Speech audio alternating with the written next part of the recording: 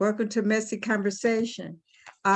Today, on behalf of the BSU and the Messy Conversation team, we are going to be presenting our book club selection, which is the 1619 project book.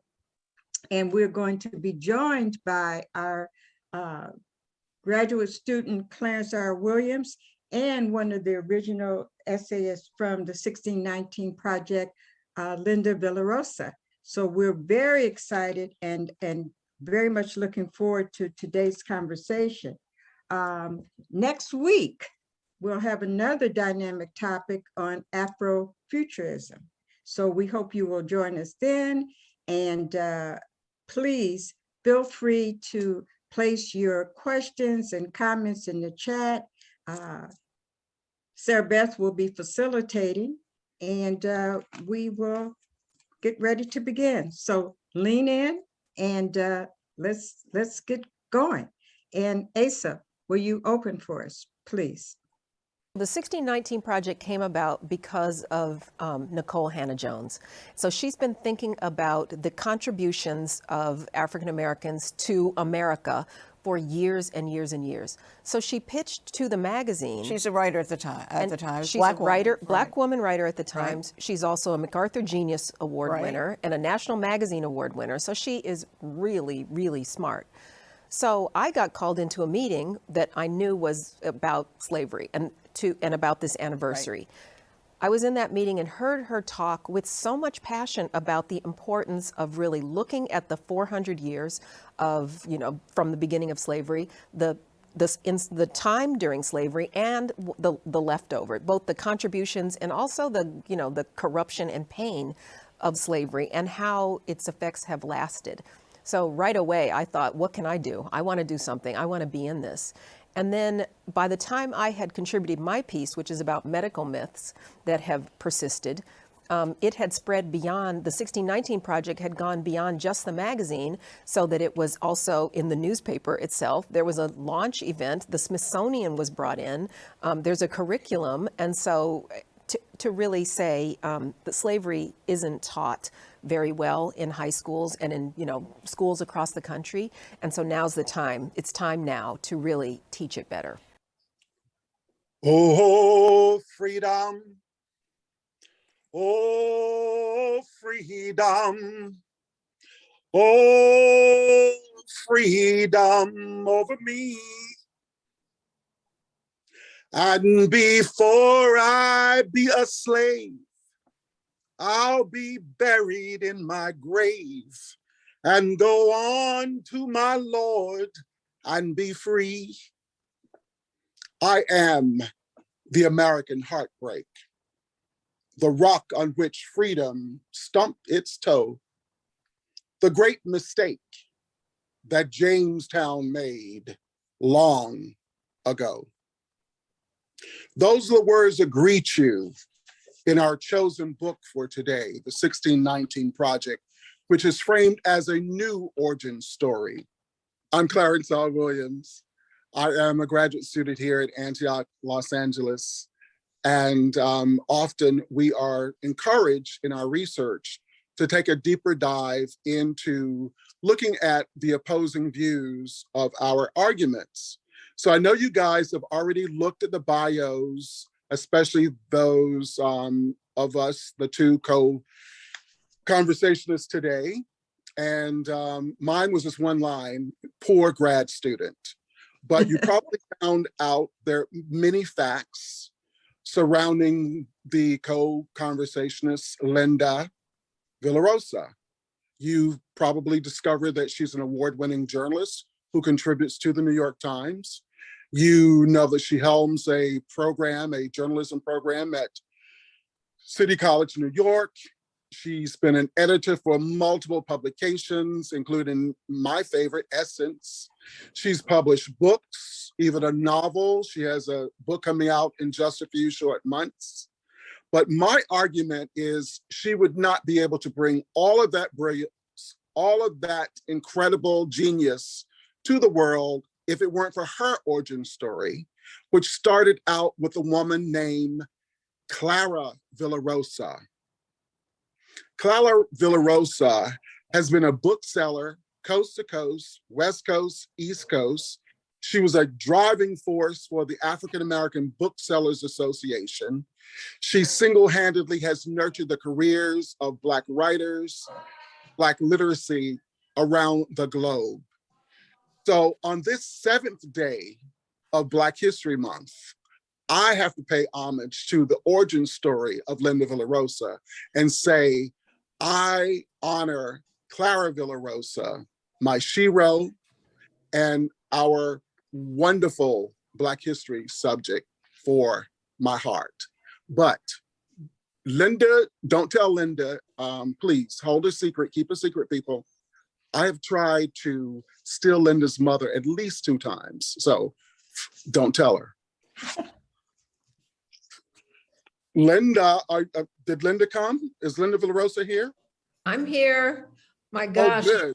Clarence, my friend, thank you. If my mother could hear that, she loves to like grab on to anything that I have and take credit. She would be so happy and she deserves it. So I appreciate that. And I appreciate you. She would be so excited to hear.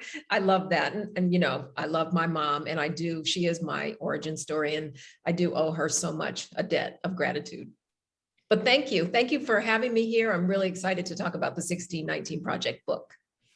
Well, what I didn't say was that you've always been my go-to person around health disparities among African-American people. So for me, in my view, you are the expert. And I'm just so glad you're a part of this. Now, we looked at a very brief clip of Carol Simpson interviewing you on the project. And what I saw was you gushing and your passion to be a part of the project initially. So what was that experience like? Because for me, and a lot of folk at Antioch know that it became almost like my Bible. I ruined, you know, the initial copy I was given at the library because they throw the New York Times out on Tuesday. So I was able to grab a copy. But I would like to just know briefly what that experience was like. I know that you were given by Hannah certain perimeters that you had to follow, but what was that first experience like for the initial project? Well, thank you for that question. And it was very interesting because the New York Times Magazine is, you know, there weren't a lot of people of color, especially Black people who were editors.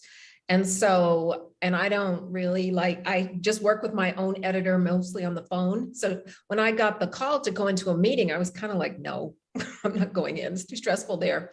But then when I heard Nicole was running the meeting, I was surprised. She's a staff writer there. And so I said, oh, just let me check on the topic. What's going on here? And then, you know, I had just the briefest amount of information. So went to the meeting and it was like every Black person at the Times basically was there. And then there were these outside contributors who were really amazing, but Nicole ran the meeting.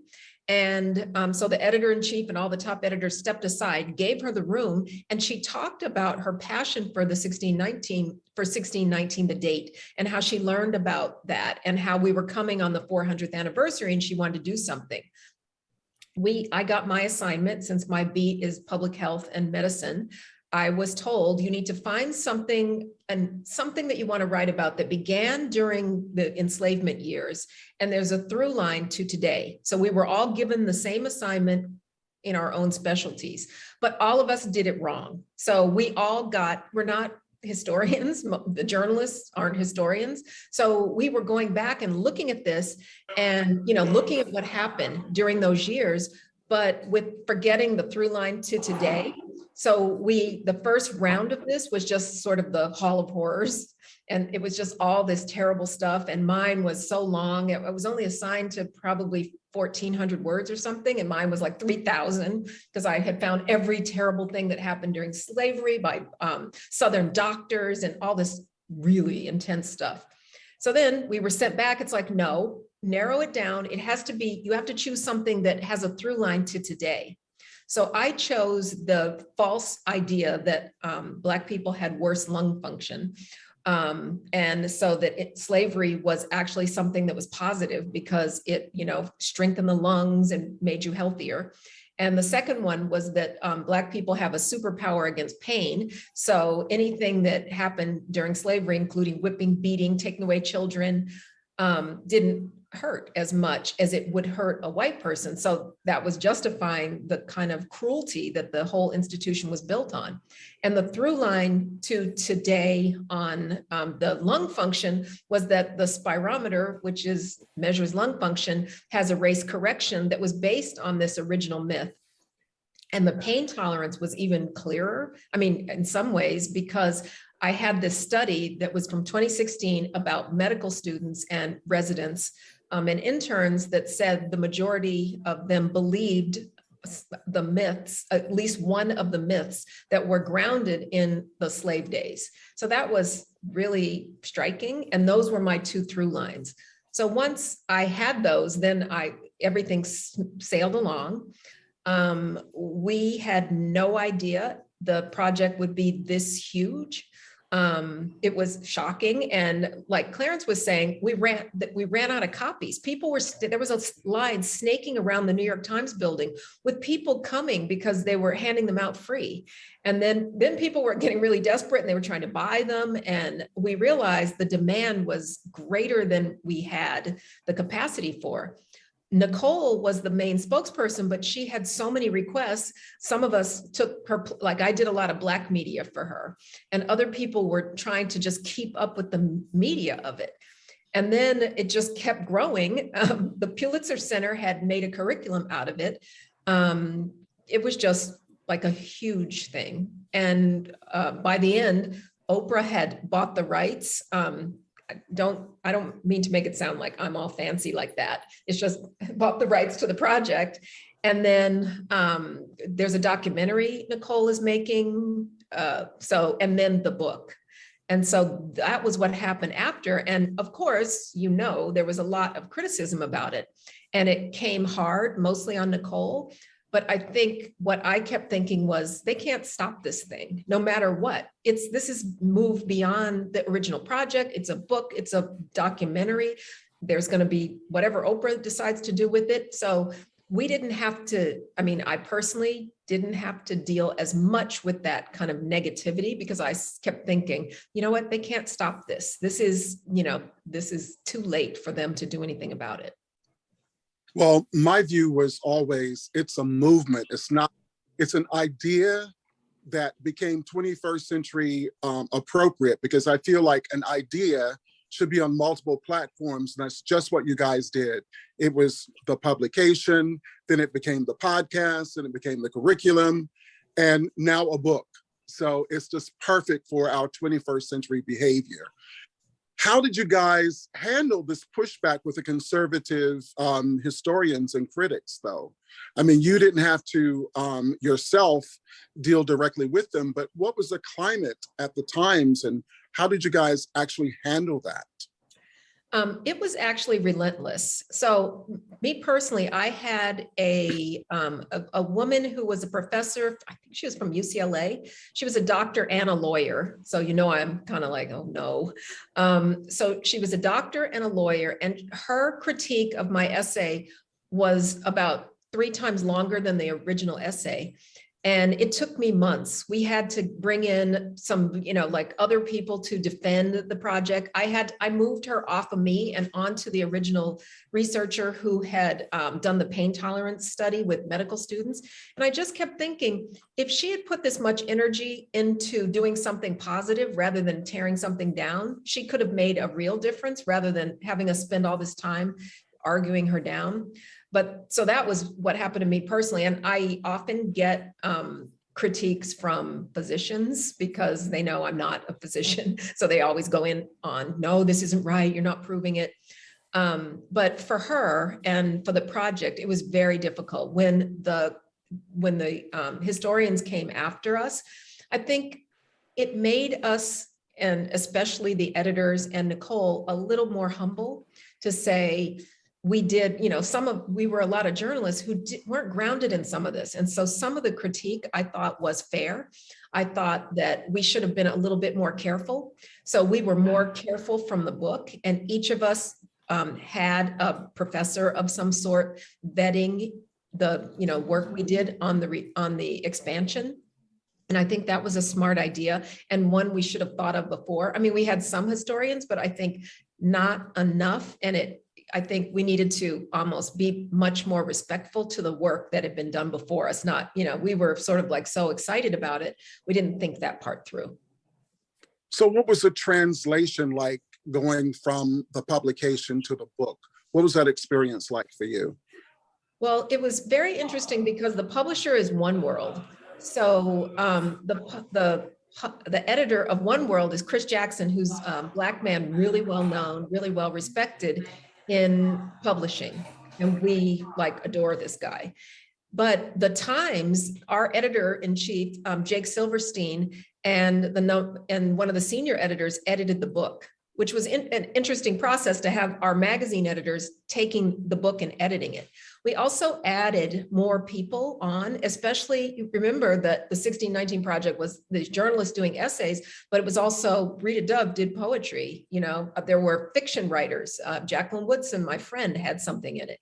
There were all kinds of different people contributing to it. So that expanded with the book. My personal part expanded because first, I complained that my essay was too short and I had more to say. And then second, this is the only place I think where we deal with COVID. So in my essay, I suggested that we add, build it up and talk about COVID and talk about the physician in Indiana who, now I'm forgetting her name. I haven't read that essay in a while. Dr. Susan Moore. So Dr. Susan Moore had been, a physician who got COVID. And Black women physicians, there are not a lot of them. They're something like 3% or something of all physicians. So she got COVID, went into the hospital system in her town. Because she's a physician, she knew what should happen to her, and her complaints were ignored. Her sort of being an advocate for herself was ignored. And she had a tube in her nose, and she posted a Facebook Live to say, this is how Black people die. This is how I'm being treated. This isn't fair. So she left the hospital. She didn't get better and she died. And so I knew about that case. And so, and right around the time I was thinking about this, the hospital had done an investigation into what happened. And one of the things they said was some of the staff was intimidated by her medical knowledge. And that was the reason that was one of the reasons that she didn't get the kind of care she could have. So being a physician, being educated, advocating for herself, those are all things we tell people to do, but that may have harmed her. And so I was so livid. There were a lot of people were very mad about that. So I added her to this essay and made the link between, the lung function discussion, the pain tolerance discussion, and then what happened, during COVID is, not only did Black people have worse outcomes, have hospitalized more. Eventually, we found out that the scary part was that we were sicker at younger ages. And so that was alarming. And then also the treatment wasn't always the same. So it kind of, unfortunately, fit well into this essay. It was sad, that this has happened, but it was good to be able to make that explicit link between the past and the present. Well, personally, for me, I love the fact that your section opened up with COVID-19 because Messy Conversation, this space opened up during, COVID-19 and the George Floyd incident. But we've sat in this space many times talking about the veil being pulled back by COVID-19 as it relates to health disparities and all the other comorbidities among Black and Brown people in America. And that little mantra that weaves through your piece, I didn't realize it came from Dr. Moore herself. This is how Black people die. Her story, for me personally, I don't know about other people who are joining us today, but her story just said so much for me, not during COVID-19, but in my normal life. I'm a 2-time cancer thriver. And I've had incidents where I've had to go to the hospital, and as a Black man, they think you're coming for drugs. And I had to fire my pain management doctor, because it was like, they were like accusing me of wanting drugs. I didn't even like to take aspirin. So I was like, oh my God, this is so real. This is my story too. And I really appreciated that. I love that you reintroduced from the publication to the book your work around the gynecology, Marion Sims, which when I first read the publication itself, I was very happy. Well, I shouldn't say happy. I was happy to know that I was a child who didn't know everything about Black history, having had a mother who taught Black history. So learning new things really just excited me. And to learn that story about Marion Sims and knowing that all the Confederate statues were being pulled down and they took the time to pull his statue down in Central Park was exciting. But the mere fact, the egregious acts that he enacted on those enslaved women was just atrocious, and a story that needed to be told. Yeah, I also was really inspired by some of the reason that they took down the statues were because women put on bloody gowns, like they put gowns on and they had red paint and they protested. So it was, showing, I think the lesson was that activism can work. Marion Sims had been called the father of gynecology, despite the cruel, the way he practiced. And it was interesting because someone said, oh my gosh, how did you find that out? I was like, he wrote it in his biography. There was no shame in that kind of thing at the time. And my expert, when I did the book, was Dr. Evelyn Hammonds, who is like this genius woman who teaches at Harvard, and she's a medical historian. And what she encouraged me when she was vetting my redone chapter in the book was to say, you need to make it clear that even though we're calling these myths, the physicians who are pushing the idea of pain, intolerance to pain and lung function, and even Marion Sims, they didn't think they were doing anything wrong. So they were also pushing these untruths as though they were fact and defending them with science. And so that's what she said. She said, don't make it sound like it was a myth that she said they knew what they were doing, but they were using all kinds of data in order to, just push these ideas that were false. And I really appreciated that. And I thought she was going to pull me back. And she said, no, go stronger in this. You can go stronger. And I really appreciated that I had this really wonderful scholar with me, during this process. And then the funny ending was there was this really fabulous party. It was kind of outside. It wasn't that long ago. It was outside, and there were all these tents and, heat lamps and all these cool people. I was sitting I was having my little drink, and I said, who's that woman over there in the coat? It was Sonia Sanchez. I was like, oh my gosh, Miss Sonia, come over here. And, it was just like all these cool people. Terry McMillan was there, and Dr. Hammonds came. And so she and I just attached each other at the hip, and we introduced each other. This is my writer. This is my professor. And I just felt so happy that, that because there was a little bit of pushback by scholars at the beginning, but then to have ourselves attached to scholars and to be vetted and to be sort of appreciate each other was just like an icing on the cake. Well, it's something to be appreciated. I want to ask you about trauma. And you don't talk a lot about it in your section, but it's talked about in other sections.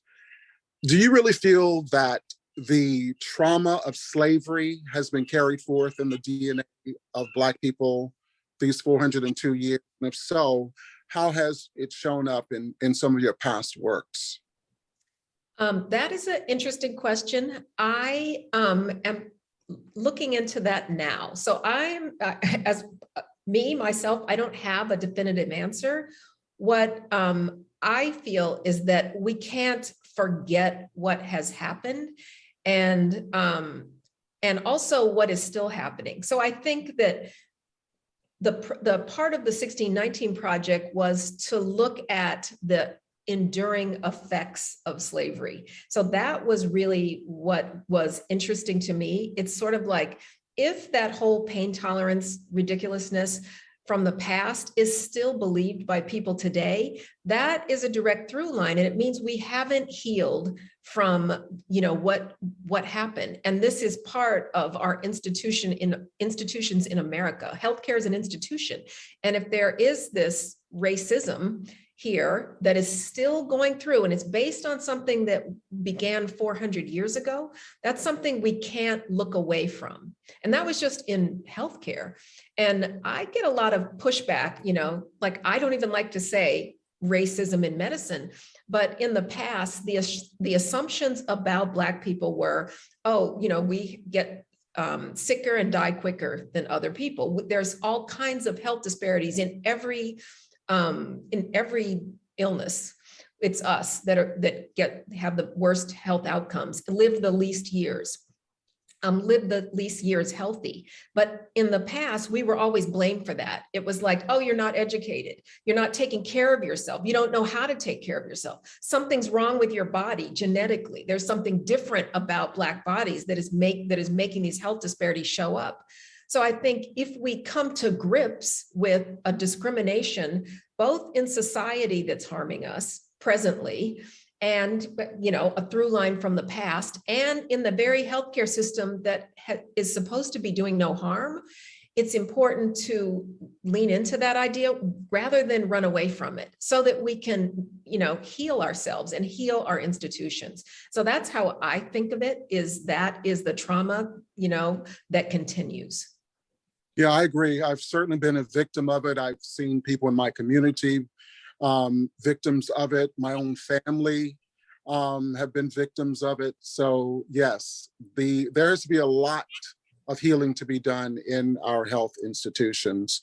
And in your piece, you talk a lot about the effect of stress, racial stress also. I love that. And that contributed, as you just mentioned, to the lack of longevity. You introduced the idea of weathering. Would you speak a little bit on that? So weathering is a concept the phrase was coined by Arlene Geronimus, who is a University of Michigan professor in public health.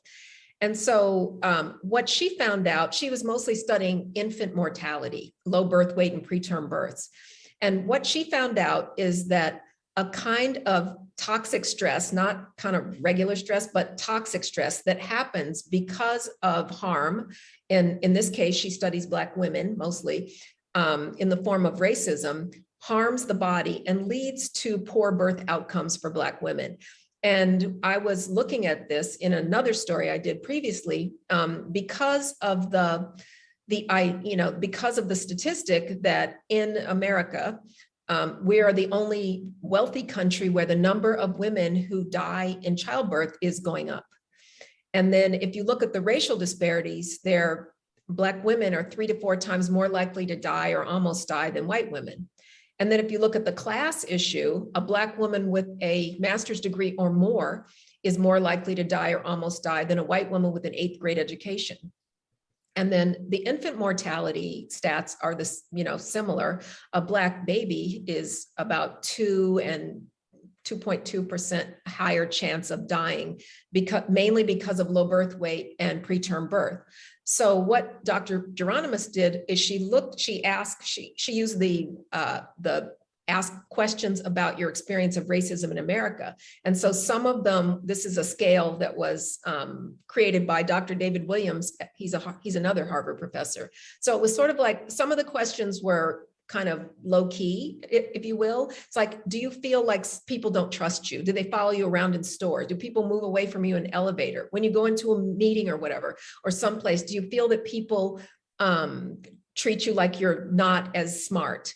Do you get worse service in restaurants? And then those are like microaggressions. Then there were harder core questions. It's like, have you had discrimination by the police in housing or at your job?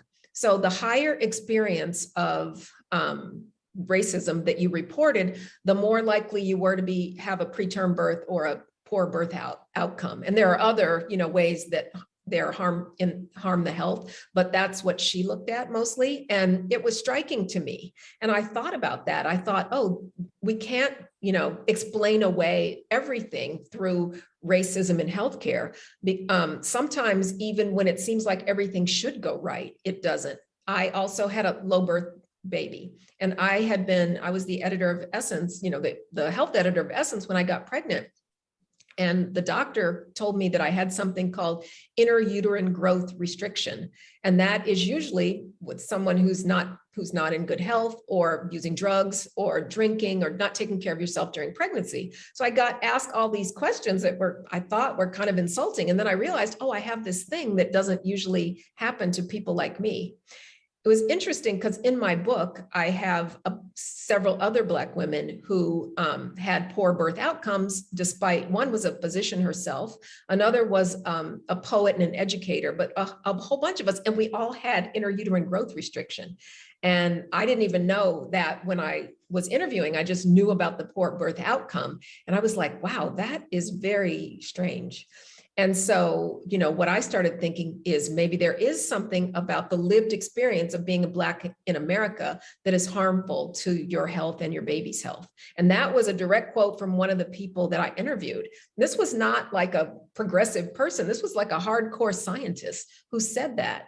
And I thought, that is striking. And that's something that I'm not going to forget. I'm so glad you brought up the infant mortality part, because one of your colleagues in the book, Kendi, in his writing of Progress, he spoke of, after President Johnson signed, the voting rights bill, he was invited by Howard University to do the commencement address. And he talked about the disparities of the Negro. And one of the things he brought up was infant mortality. And I thought, in talking to you, I thought that was 1965. Why are we still in the 21st century still talking about infant mortality for Black people? I think we don't know what's causing it. And most of the ways we in the medical science community have looked at it is through just what I was saying, is it's something that Black women are doing. It's like, you're not taking care of yourself, you're uneducated, you're not taking your prenatal vitamins, you're not going to your doctor's appointment, or something's wrong with the Black body. There's some genetic issue so if we spent so much time going in the wrong direction with those, questions, is like, something's wrong with you, you're doing something wrong, rather than saying, what could your experience be in America that could be causing something to happen to you? So it's the kind of newer idea that it's not race that's the issue, but racism. And Dr. Arlene Geronimus is very interesting because she is like a friend of mine. And one thing she said is, what we know most about what happens to Black people, because we've been treated so poorly for 400 years, and the through line continues. But theoretically, any body who is treated badly, it can affect your physical health. But we know about Black people, it shows up in, infant mortality and low birth weight and preterm birth. And that really struck me to think, if we treat people badly, then it harms their health. I really appreciated, because I'm a student in urban sustainability here at Antioch, I appreciate you bringing up the environmental issues and how that affects people of color, especially in poorer sections of cities. I also wanted to ask you about your colleague, Bryan Stevenson, writes in chapter 10 about the incarceration of youth and the over sentencing of youth and the trauma brought about with these youth. What is healthcare looking like now in our incarceration industry? I'm going to say I don't know so much about that, but everything I do know is, it's a for-profit mostly. And so whenever capitalism is mixed in to any of these problems, it makes them worse. And when there's greed, I mean, the same with our healthcare system in general, because it's based on capitalism and profit making. It just doesn't, it's not about so much about, like, we call it healthcare, but often healthcare is missing the care part. I think that one thing that in totality, the 1619 project itself and the book did was to bring, all these ideas together in one place, to say it's healthcare, it's over incarceration, it's, the food industry, it's education, it's housing. And then the intersection of them. If your housing is poor, your food is poor. If you don't have good education in your communities because of something that happened previously that is a through line to today, there's no way you can be healthy. If the communities are destroyed, if you're in poor housing, if there's pollution, all this stuff, that wears away people's health. Then you put on top of that the idea that the discrimination itself may be harming you. And then when you go to seek help, that the healthcare system may be hurting you. It all adds up to these poor health outcomes. Here's the one thing I want to say that I think is positive, is that not just, even before the 1619 project, I was seeing growing numbers of medical students, whether it was nursing students, future doctors, other kinds of healthcare providers, young healthcare providers, really trying to make a difference and change things. And so for my book, especially, I interviewed a lot of medical students, and I've spoken in a lot of medical schools, and I see this kind of hunger and excitement to make a difference, to not be going into to be a doctor, a nurse, a midwife, in the same way, to say, I don't want to have some kind of implicit bias harming my practice when I'm really going into medicine to help people. And I did a little bit of work with some of the medical students who are getting pushback from their professors, which I found really fascinating, and also how those young people, the doctors, to be navigated, how they figured out how to educate each other. They write manifestos, they take my articles and they just read them and discuss them amongst themselves, even while they're trying to study. I found that really exciting, that there will be there's this energy that will hopefully help our healthcare system look different.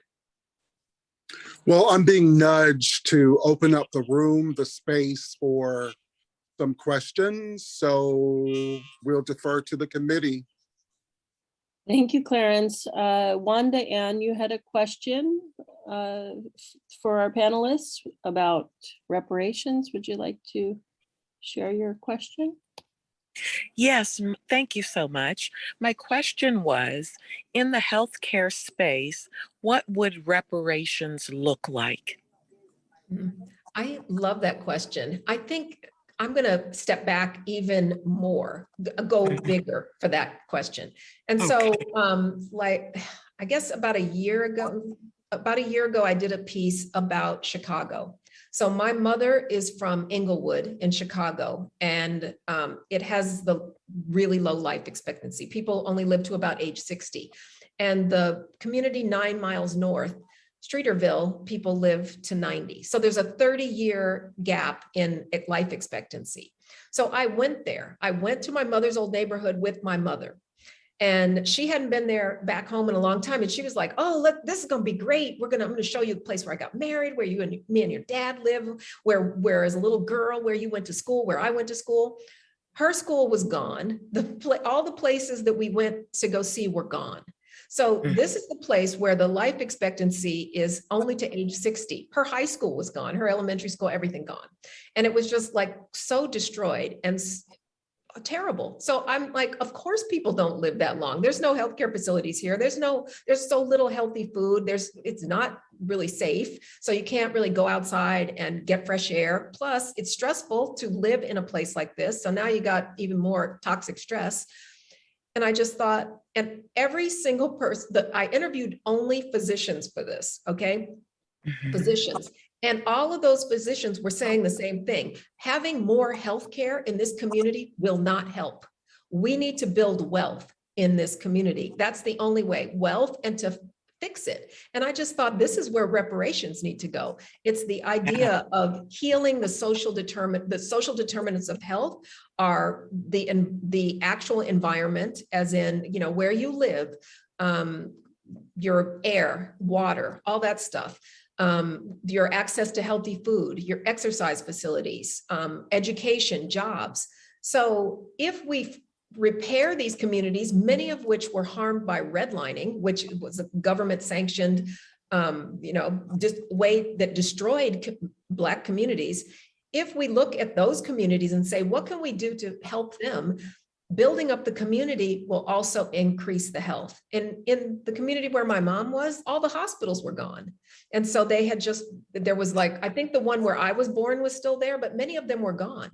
And so if we invest in these communities through some kind of, you know, reparations is built on the word repair. We have to repair these communities in order to build the health, and, you know, building the wealth, building the health go hand in hand. So thank you for that question. I've been thinking about how to think about reparations. Thanks so much. Thank you, Wanda. And I see a few comments that, sorry, that were posted here by Julia. Julia, did you want to say anything else about your comments? Yes, first of all, thank you so much for the illustrious guests and facilitators and organizing this event. I have so many things, so many reactions to things that people have said, but I will, oh my gosh, I don't even know which word to start. I was thinking about the opioid epidemic, and one of the comments that I made in the comment section was how it seems, and there's so much to elaborate on that, but it seems as though the opioid epidemic has disproportionately hit white suburban folks. And it made me reflect on this perspective of Black people having a lower pain threshold. And it made me wonder, Black people going into the hospital for whatever ailments, not getting pain medication, not being believed for being in pain, versus white people perhaps getting medication, over-medicated, and that having a response to the opioid epidemic. It made me wonder about that. But also just a comment that, you know, the reaction of the opioid epidemic has been disproportionately different than the reaction to the crack epidemic. And as happy as I am that there's more compassion for people who have substance misuse issues, it to me strikes me as racist that there's more compassion for one and still less compassion for people, for Black people who are suffering from substance misuse issues. And this is my experience as a worker in mental health and healthcare. So I just wanted to also just kind of comment on that. That's something that I've noticed. And thank you again for all your work, Linda, Clarence, dear friend. Thank you so much. I really appreciate that comment. And I think you're right. I've seen a lot of discussion about the idea that Black people were under-medicated and white people over-medicated because of, I mean, this dual idea that Black people have really high pain tolerance and white folks need more pain medication because they don't have the same pain tolerance. And so that may have helped Black people avoid the opioid crisis, although there's been an underreporting on the opioid crisis that is heroin and fentanyl. So you haven't seen as much about that, which still is happening. I think the idea that, you know, the way the media, you know, my business reported on the crack epidemic is I gathered some different articles from, you know, crack versus the way the opioid crisis is covered. And it was like, you see these really lurid police involved photos or stories about people who are on crack, and there's always a picture of a crack house that looks just like a completely scary and trashy. Then you have, you know, fast forward to the more current opioid epidemic, and it's like, you know, it's a college graduate, and there's a picture of her in her cap, and it's about her downfall. And so it's more about, also in general, with the crack epidemic, it was more about policing, and it was about arrest and punishment and not treatment and care the way it is with the opioid crisis. And so I think those are really smart observations to make, and I share your thoughts. Thank you so much. Laverne, you put a resource in the chat that that our students here in Seattle have been reviewing and working through, and we appreciate that very much. I wonder if you want to say anything else about this?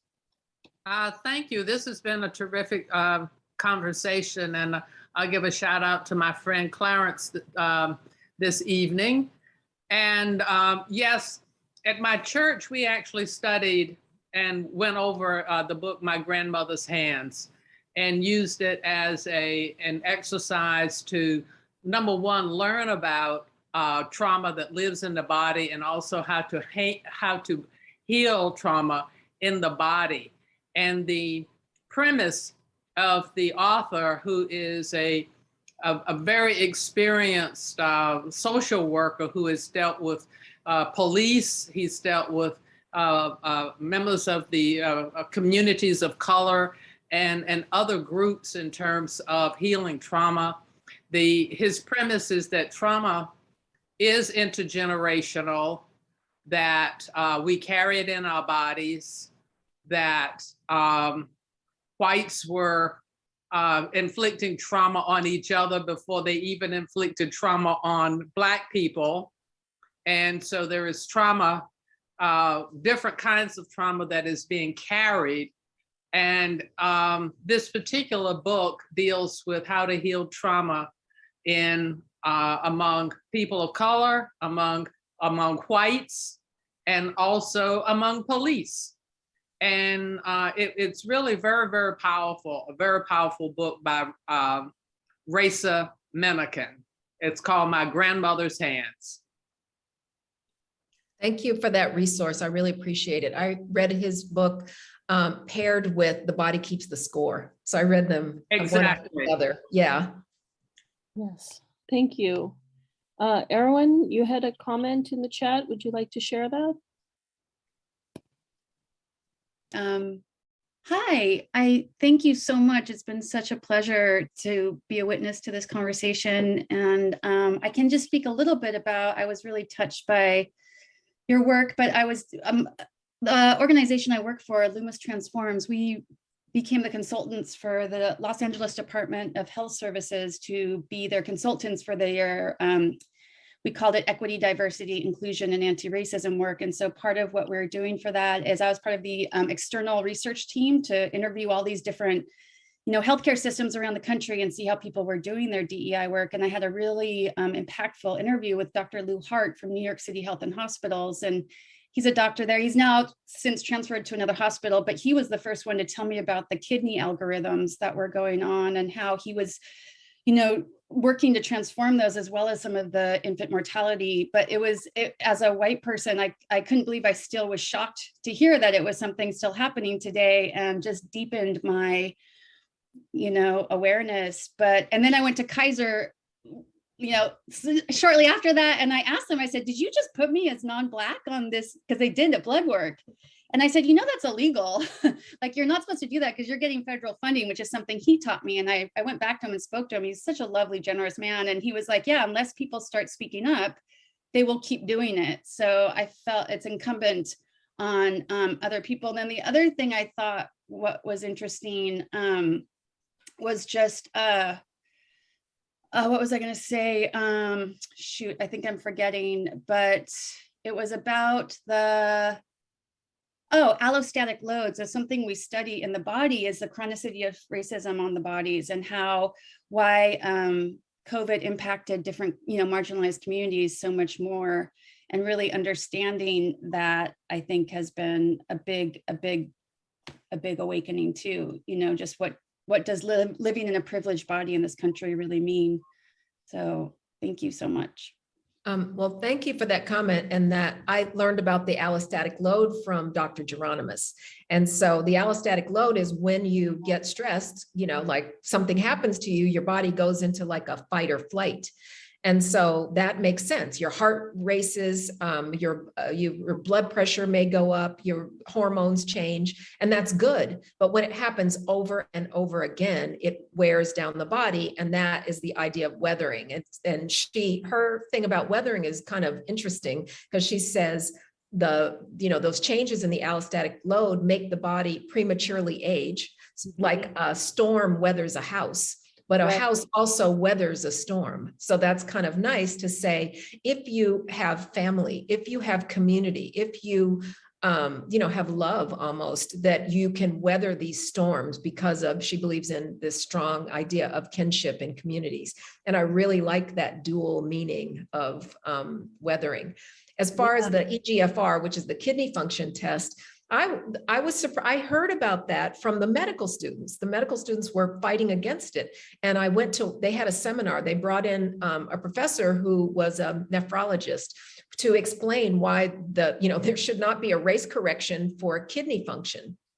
And when you ask, it's in medical books, so that medical students are using. And some of the medical students will ask, well, why is this here? And it's like, well, it's a thing. And it's like, well, why? Why do Black people, and what is Black? And like, how do you, and it just is this thing that has been carried through, and no one knows exactly. They think that maybe it has to do with musculature, and this idea that Black people have more muscles or something. And then I'm like, I'm the smallest person ever. I'm Black, and I got a race correction on my last EGFR, on my last kidney function test. And I was telling my editor, and she didn't believe me. I held it up. I said, look, because I'm Black, I got a race correction. And so we were talking it through, and I said, this is really a thing but I love the fighting against it. Like there is quite a bit of pushback against it now, which I find, I think you mentioned, and I find that really thrilling. Yeah, and I'll just end with the thing I forgot what I was trying to say is also we use cultural humility a lot in our work. Instead of, we talk about cultural competency, those trainings also reinforcing these stereotypes that can be so detrimental to different cultures in the medical community, and how cultural humility is such a really radical different way to look at all of that. So yeah, I think that. Well, thank you for the work you're doing. Thank you. Thank you. Zoe, you had a comment in chat. Would you like to share your thoughts?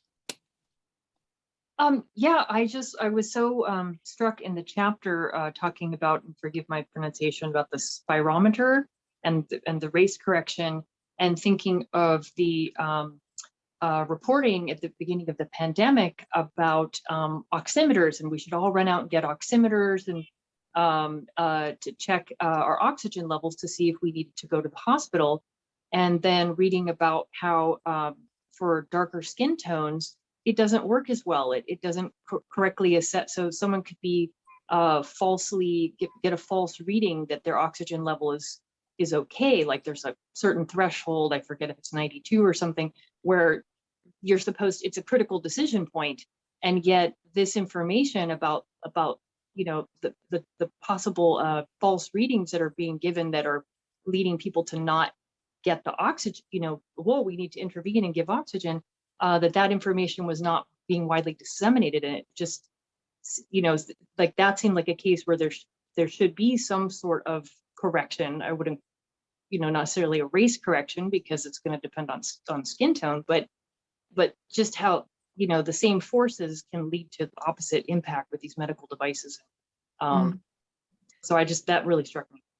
I think that's a really good point. And I think what is sad is we trust science to be neutral, and the pulse oximeter issue proves that it's not neutral. The pulse oximeter is calibrated for white skin. So it doesn't read correctly if the skin is dark. And so that's sort of like race and racism built into the machine. When these are, we really trust kind of machines and science and medicine to be fair.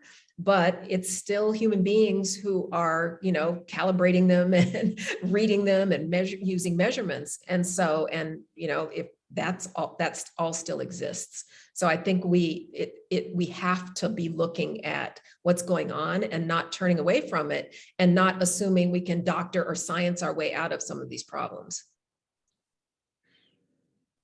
Thank you so much.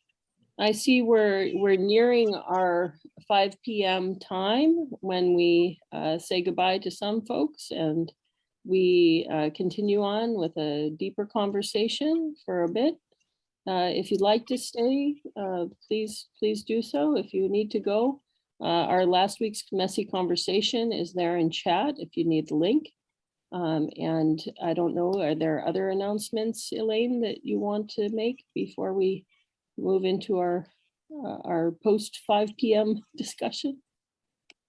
Just that we would love to see everyone next week when we will be discussing Afrofuturism, and that will it's going to be extremely informative and exciting. So we'd love to see you back next week. Thank you, Elaine.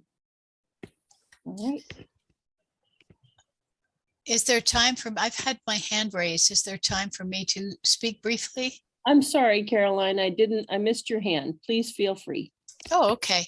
Well, this is just, thank you everyone for making this possible. Such a rich time for sharing and reflection. I've spent most of my life in New York City, and a few years ago, I came to Vermont, where I am. And it was where I was born, and I frankly got out as soon as I could. But I am back, and Vermont until recently has been a state that is so incredibly white that it thinks it isn't prejudiced because there's no one here but white people. And yet recently there's been an influx of refugees and so on, and it is changing, for which I am relieved, because I miss the heterogeneous population in Manhattan. I had an experience that I just wanted to talk about because it upset me terribly, and I'm not quite sure what action to take. Perhaps this is the first one. I was working for something called the Howard Center, and it's supposed to be a place that cares for all people in need, people with sickness, people with homelessness, etc. So I was at the desk, and I was two men, a father and a son, very dark black, came in. It was a day when urine tests were being taken for people who'd been in jail and who were out on probation. And it was heavy drug use. Drugs had gotten them in jail. Most of the people that came in were in jail for drugs. So the father and the son were there, and they were in the waiting room, and I made them feel welcome and chatted with them a little and gave them water. And they just seemed how great I thought that a father and a son are joining together in recovery. I was fired. I was told that I was talking to dangerous criminals, and I had stepped out of place, and I was fired. I was so incredibly stunned. My brother, we were brought up in a lot of privilege, and my brother both sold and did drugs in Stowe, which is an international ski resort, and all the white folks, the white privilege that I was brought up with, that so sickened me, did this kind of thing constantly and could boast about it, and it was just sort of cute and part of growing up. And these two men, this father and this son, struggling in this lonely state, are being treated like that. And it just so infuriated me that I'm sure I'll be writing about it, but I did want to share. It was a very aggravating, thought-provoking moment for me. And thank you for listening and helping me to get that off my chest. I had an interesting situation where I got invited to a hospital OBGYN department to talk about my maternal and infant mortality piece. And it was this really, really white community that had gotten an influx of refugees from Ethiopia and Somalia. And so I went to the grand rounds, and there were 13 doctors, and they were really not agreeing with anything I wrote in the maternal and infant mortality piece. And I'm kind of like, well, you don't have to agree. There's a million facts. Like, you can not agree with the facts, but but they just, I don't know if they hadn't read it well. It was really weird. And they kept having all these reasons that the Black people in my story were having problems with birth. And it was like, oh, they're just not educated. They're not doing the correct care. They're not doing this. I mean, just all the things I said, the blaming. Oh, could it be genetic? They don't, and somebody said they don't have the same kinship circles that our Black African patients have in our tiny town in Minnesota. I was like, kinship circles, Black women in America, like, are all about kinship circles. What are you talking about? And then I shared with them this interesting study that I was able to dredge up, and it was about low birth weight. So it was 4 groups of women. It was white women, American, Black American women, white women, European immigrants, and immigrants from the Caribbean and some of the poorest countries in Africa. So the first round of the study, everybody had equal birth weight. The new African and Caribbean immigrants, even though they were from really poor countries, the white immigrants from Europe, and the white women. Only the African-American babies were smaller. Then they looked at the next generation. So they looked at the grandchildren of the women who had had daughters. In other words, so it was like their daughters were not African, they were not immigrants anymore, they were American. So in the next round, the Black women's babies were still small. The white women's babies were the same. The immigrant women's babies were larger, but the women from Africa and the Caribbean's babies were smaller and matched the African-American babies. And I told the people in this place, in the grand rounds about this study, and it stopped them. It was the only thing that I could get to stop them. I said, your patients now, you may seem that they are fine, the immigrants from Somalia and Ethiopia, but one generation of being in America as Black women are going to change them. And it's partially because of the way you're speaking about them, saying no kinship circles or whatever. And then they were kind of mad at me. It was kind of terrible. And then I finally said, the other thing I want to say is, I don't know what's going on at your hospital, but there are 13 of us in this room. There are 12 of us, 12 of you who are white, and then there's me. So why do you have no people of color if you have this at all, if you have this influx of African immigrants? And I just thought, this is hard. This is hard to get people to understand. It's hard to, that their prejudices are hard. Their blind spots are hard. And, I started thinking, how is it that we can have this conversation without them feeling like I'm attacking them? I felt really angry and felt like attacking them, but I started thinking, this is a textured conversation. It's about culture. It's about immigration. It's about color. It's about race. And how can we have this conversation so it's healthy? And that's what I was left with that. I was so upset because I was all alone in the room with the people attacking. But I just think about that a lot. And I think of in spaces where you're just in a wind tunnel, I guess, or whatever it is. You're just bouncing, you're like in a snow globe. And there you are without any context from the outside world to say your own prejudices are piling up on top of each other and you're only bouncing it off each other. And I thought that's not great. And that's kind of sounds like what happens sometimes in places like that. Thank you, Linda. I see, I think this sharing that you just did was a riff off Karina's message in chat. And I wonder, Karina, if there's anything else that you'd like to share about what you wrote. Thank you for the invitation. Honestly, this is just fascinating. I feel like I would have a million questions, but it makes me just grateful, Linda, your work. Yeah, I don't know the invitation. Okay, thank you. All right. And for Linda, myself, it has to do with book banning. What is the conversation at the Times around the 1619 project being banned as a book, and the offensive remarks being made by different school systems that are saying they don't want the book and they don't want to teach anything about, race? Absolutely. Julia. Well, I'll just say my part briefly. It's very alarming. I think that we are just pushing ahead with everything we're doing. I see Nicole is all over the place. She is really going hard with, I think she's maybe taking kind of a leave from the Times in order to go around the country and do signings and to push the book and to, she's very funny because some right-wing group was trying to knock the 1619 project off #1 on the Amazon list. So she took her very formidable social media presence and just said, everybody buy the book this day so we can stay on the #1 so they don't win. And so I think it's scary what's going on now.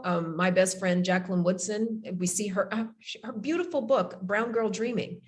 Not a book that should be banned. I mean, no book should be banned, but it's just the strange, what's going on is so odd. It's so difficult to untangle. Some of it is about just don't tell us what to do. It's kind of thing. It's like, it reminds me of when my children were real little and you tried to knock sense into them and they just keep arguing this thing. And it's like, that doesn't make sense. And so, but I find it really hard. So I think what we're doing is just pushing ahead with all the things we were doing. It's like publicizing our book, going out and doing lectures about this book, seeing what's going to happen. Nicole's making this documentary, seeing what's going to happen. I'm still speaking in schools at all levels when we can.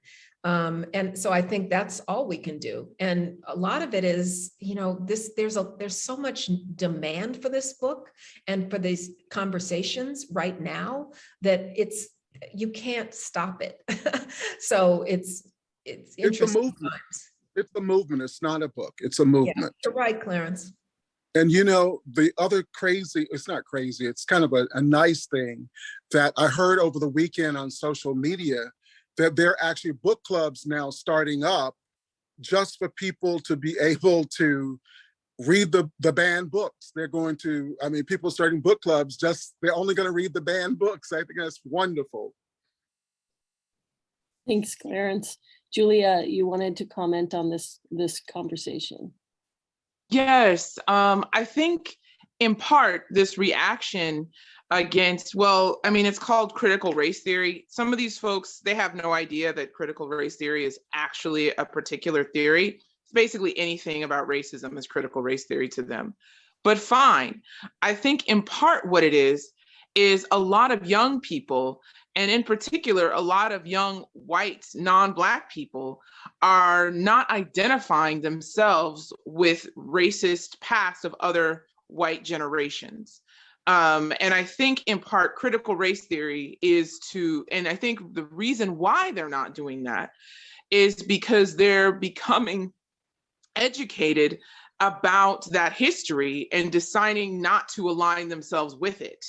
And I think the attempt to erase history, to hide history, is in order to capture those hearts and minds of young people so they have no idea, that they think racism was just a really hard, low-paying job, or slavery was just a hard, low-paying job, rather than the suffering that Black people had to endure, and how anti-Blackness is wrapped up in the economy, the culture, and ideologies that continue to be perpetuated. And so I think this attempt to undermine the 1619 Project, to undermine any kind of discussion about racism, is because the white supremacy and capitalism that upholds this society is dependent on people being unaware and white people in particular aligning themselves based on ethnicity or perceived race rather than economic class and like their own identities. And I think that's part of why there's such an attack on this, because they don't want people to know, and they don't want young people who are particularly firebrand and are opposing so many borders of gender, sexuality, racism. I think they don't want that to happen. And so they want to hide the history so people don't know about it. And they want to hide the resistance within the history. We've had so much tragedy, and it's all true. And I think we can count on people being very defensive in discussing that because of guilt. I think divisiveness is partly guilt. But they don't want us to know about the history of resistance, the history of shared resistance from sharecropping organizing. There's a book called Hammer and Hoe, Robin D.G. Kelley wrote, that was really great. They don't want people to know about Bacon's Rebellion or all these different kinds of things. They don't want people to know that, because if they know that, then that might empower them to challenge the current situation and current oppression. And so I appreciate that. I appreciate people sharing, because I know for myself, this is of course history and academia, but it's also real life. This is my life, my family's life. Practically every Black woman in my family has experienced medical racism to the point of potentially being fatal. And I've had family members who died because of medical racism, who were given, one family member was given a anesthesia. He had like hurt his hand chopping wood. And he said, I'm allergic to this anesthesia. And of course they ignored him and they gave it to him and he passed away. We have so many, there's so many stories.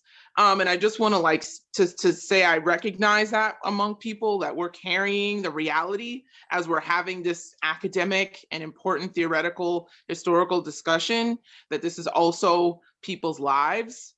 And I appreciate the Black people in particular being able to have this kind of discussion when we know the reality of it too, and that it's also personal. So thank you so much.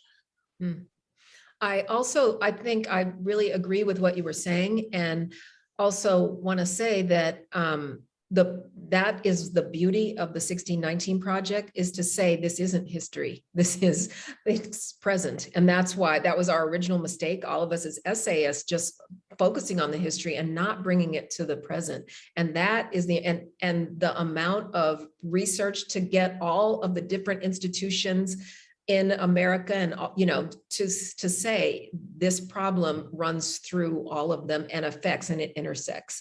And I think that's part of the goal. So to have it reduced to critical race theory, which is something related but different, is annoying and wrong. And it's just just something that people have latched onto. And I think what we're doing is just to say we're not going to turn away. We're actually grew this thing, brought in more scholars, brought in more people, brought in even more creative ways to discuss it. And how I try to do it is without, I'm never accusing you're racist, but a lot of people get that. And if I'm talking about doctors, I just had a doctor write me the nastiest letter. I don't even know why he said this, but he said, "Why are you calling me racist?" I was like, "Who are you?" I don't know who you are. I don't know. I don't know you. But it was, I think, something I said made that happen, made it seem personal. Maybe he attended a lecture or something. It was very strange, but I get that a lot. Where, are you just saying I'm racist?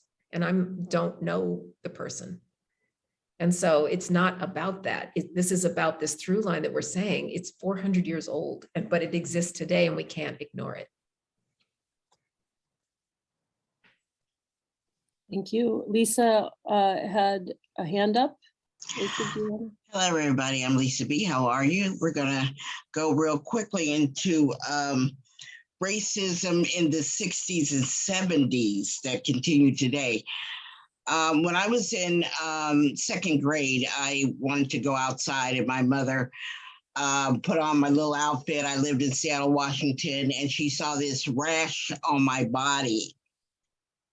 She then got turned a little nervous, and she took me to the hospital because it didn't go away. When I went to the hospital, all these doctors started coming in and out of my room, and they were getting cameras and taking pictures of me. And I'm like, even at 7 years old, I felt a little, little embarrassed. But I had a disease called the fifth disease. A lot of you may have never heard it, but when you count all the children diseases like smallpox and chickenpox, and they had never seen that on a Black person. And they took pictures of me and put me in a medical book, and they still were aware. And they said, well, where in the world did she get this? Well, I was the only child in an all-white school. My teacher had the same disease. It's an airborne disease. And then as I grew up, they used to give only the Black kids, which was me and my brother, a sickle cell sickle cell test in school. They would take us out of school and they would test us for sickle cell. And that is how we found out how my brother had gotten the sickle cell trait. I had the sickle cell trait, I did not, he's adopted. However, he has 4 children by a Caucasian woman, and they never tested her children. And I would tell her they need to be tested because if you know about the sickle cell trait, it's a very strong trait. And if anybody has the trait, 50%, at least 2 of his children minimally have the trait. Now, when I had my son, I get a letter in the mail and it told me my son had the sickle cell trait. Well, I've been tested year after year after year going to an all-white school. And so I knew it came from his father's side. But it just concerns me that they have still race, I don't know, I want to say racialized our healthcare. And Ms. Villarosa, I absolutely understand about the EGFR. I'm a diabetic and I get that all the time and do not understand it. And you can't do the math. And but the concern of having that trait. Now, my grandsons are Afro-Latino. So being that my son has the trait, we did go and had to have a special test done for him at the pediatrician office because they don't know that the father is Black, or they don't ask, or it's not on they don't read the birth certificate. So I think, sickle cell is still a very poignant disease because my best friend's granddaughter 6 months ago died of the disease. So this is something that I'm scared that's going to be a new pandemic because they're not testing all children. Thank you. Thank you, Lisa. For my book, I was looking at sickle cell, and I noticed that statistics, it is a disease that more commonly strikes Black people through heredity because people are more likely to marry or have children with someone of the same race. But then 90% are Black cases, but 10% aren't. So if it's a genetic disease, how can 10%, it should be 100% of Black people. Sickle cell cases should be among Black people. That just, there's no Black gene for this. It's just genes in general. Also around the world, sickle cell appears in Mediterranean countries that have nothing to do with Africa. They're not African. And so it's a misunderstanding of how we think of genetics. It's not about something about the Black body that's different. It's about the place where you came from. And so that is a confusion with sickle cell. But the more interesting and newer, more interesting but sad, newer information is kind of like what you were saying, is the treatment isn't the same. Sickle cell patients don't get the same treatment as people with other diseases, and the research in it hasn't been as robust. And that's sort of the newer way we've been thinking that it's been thought about, is racism and not race or genetics.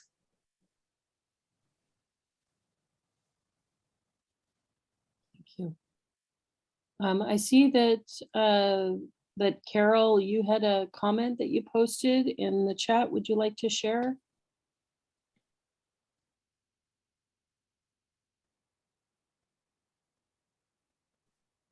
Yes, it was observation. I really love this. Thank you so much, Linda, and everyone at Antioch.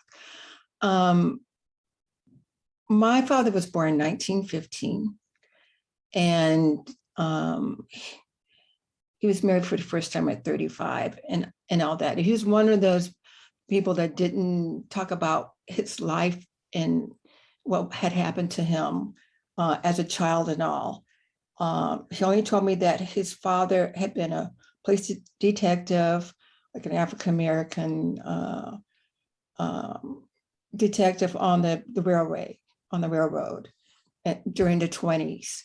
And he died of tuberculosis when my father was 5 or 6.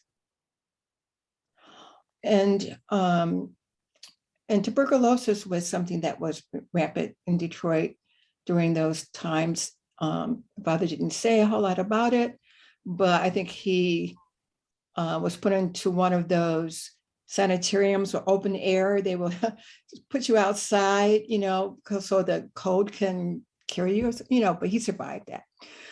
But my comment was that he was so angry when I was a child. It was pretty tough for us. And I didn't understand why. He was very strict, and he would get violent when things didn't happen the way he wanted to, and I didn't understand that at the time. I studied Detroit history now, where I found out later that he had 1 year of college, but he spent his life as a laborer. He worked at the auto plant. And all his life, he really had to hustle to keep us safe and in a really nice neighborhood and have everything that he had. And he inherited whatever condition that made him that way, that through exactly what you're saying right now, in so many different levels, and all that. My mother passed away when she was 29 as well. All this builds up, and I really appreciate, and I hope that even more people will get these aha moments where they don't know why something is. It's just a gift to understand everything that our parents, our grandparents, our great-grandparents have experienced and passed on. Thank you.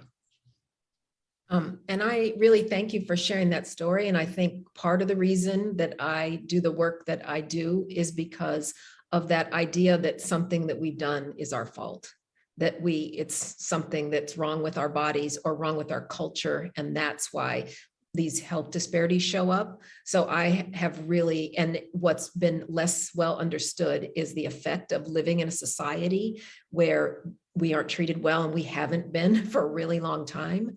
And also that our communities were redlined and destroyed. In my mother's case, there was contract buying. So there was so much wealth lost because people couldn't buy a house except on a contract. And so that just left these communities devastated, and that contributes to poor health. And it's not so much that it's, you're just not trying, you're not educated, you don't care about your health, you don't care about yourselves and your community, but what is the effect that, on people that are treated poorly for centuries. So I appreciate that. And, we just have to interrogate some of these ideas and questions, and, rather than blaming ourselves and each other.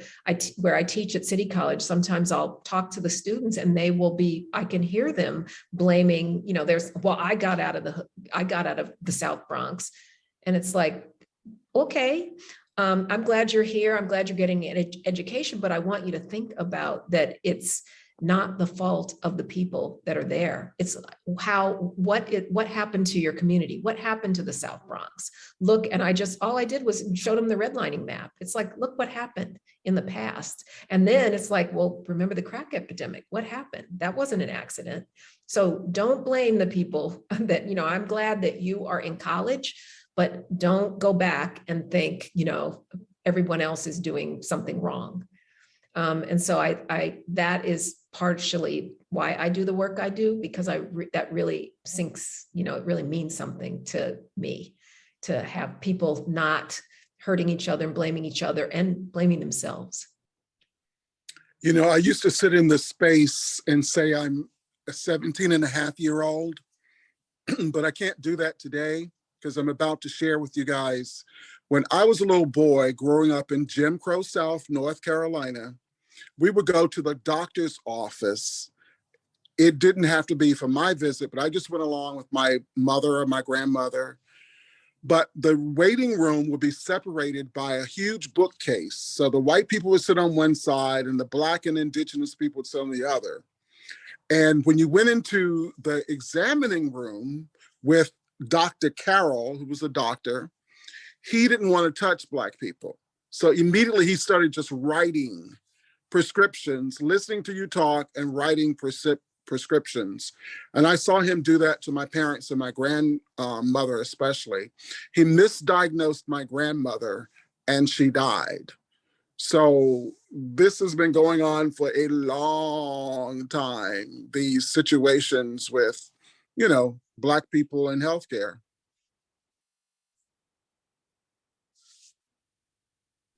Thank you for sharing that with us, Clarence. Is there anyone else who has? I think I see a hand up, Ahmad. Yeah, Ahmad is. Thank you. Thank you. Good evening. I was just intrigued by everything that was said, just being an active listener. I'm an administrator in New Jersey for a long period of time. As you know, I know you know, we have the Allostatic legislation in our state. I would just ask that if we can infuse, or there can be some work, continuation of work dealing with K to 12, just sharing this information and knowledge, because I believe Clarence mentioned earlier about the book club piece. We have a social justice committee now in reference to our district. We're a district of 30,000 plus students. And with this book club, just some guidance on what our pre-K, K to 3 can read, 3 to 6, just some suggestions as we move forward with this, because there's a group of young people that really don't know and want to know. And the other persuasion actually wants to know a great deal, because they're outside with these young people playing every day, and they don't know the history. And like you said, they're hearing false truths, so they're wrestling with this. So if we can get some guidance there, it would be greatly appreciated. And thank you for your time tonight. Thank you for sharing that. I think that's really important. I can certainly send along some reading suggestions. And I agree with you. I was very struck by some of the, my Black students. When I was teaching Black studies, I had to take a step back to say, oh, these are people who took a Black studies class, but they are not so up on the history. So I was teaching race and media. I need to slow way down. It's like, before we even get to media, we have to talk about, in a general way, America and the institutions. And I remember this one kid was so funny. He was really mad at me because I showed Ava DuVernay's movie 13th. And he said, encouraging criminality. I was like, okay, we got to take a step back and talk about this. So we all talked about that. And I realized there were several people who had law enforcement in their family. And so they were feeling bad about that because they were thinking this law and order way, even though they were people of color. So we had to take a step back and talk about mass incarceration. We had to talk about some of these questions. And my best moment was the kid that had talked about that to me. He went out in the hall and he called his mother, and I could hear, he said, guess what I just learned in college today? I learned this thing about mass incarceration, and we saw this movie, and I thought it was this, and then I learned it was this. And I was just like, that is success, is when someone learns something and they pass it on to other people who don't have access to college. And so I love that. I would, I will definitely gather some books and some reading suggestions and send them to Clarence. So thank you for that comment. Thank you, Ahmad. Thank you. Thank you, Linda. I see you are at the 5:33 mark, a little past our time, and we want to respect the time that Linda has taken to be here, as well as Clarence. And thank you both for this wonderful conversation that you started us with, and the opportunity to hear about your incredible research and experience in writing. I'm just so grateful that you could take the time to be here with us today. I really appreciate this discussion. Clarence, thank you for inviting me and walking me through the steps. Everyone who organized, it's so buttoned up and so wonderful. And I applaud you for having these conversations and such a robust community of thinkers and doers. So thank you. And if we haven't scared you too much, we'd love you to come back and talk about your new book. Oh, I will. Yes. I'm super motivated for that. Yay. Yes. You're You heard it officially here, folks. invited back. Thank you. It's on record. It's recorded. Yeah, that's what I like, on record. That's right. Some record. Well, thanks everyone, and a big welcome to Antioch, to Linda, and we hope to see you. We know we will see you when your book is published in June. We'll set a date and time, and everyone will see you next week. And everyone invite someone else. Someone just chat a pre-order for Linda's book, so please pre-order for Linda's book. And maybe some faculty will choose it as a resource in their classes, I hope. That would be, yeah. It's much easier than just Xeroxing my stories, putting them into a packet. I don't care if that happens, but now it's like, there's going to be a book. No, we're getting ready to have a drive. We're going to get a drive going for that book. So great. Pre-order. Thank you. So, thank you. Take care, everyone. Thank you for having me. I appreciate it. Thank you so much. Thank you. Thanks for inviting me, Clarence. Bye. Thank you. Bye.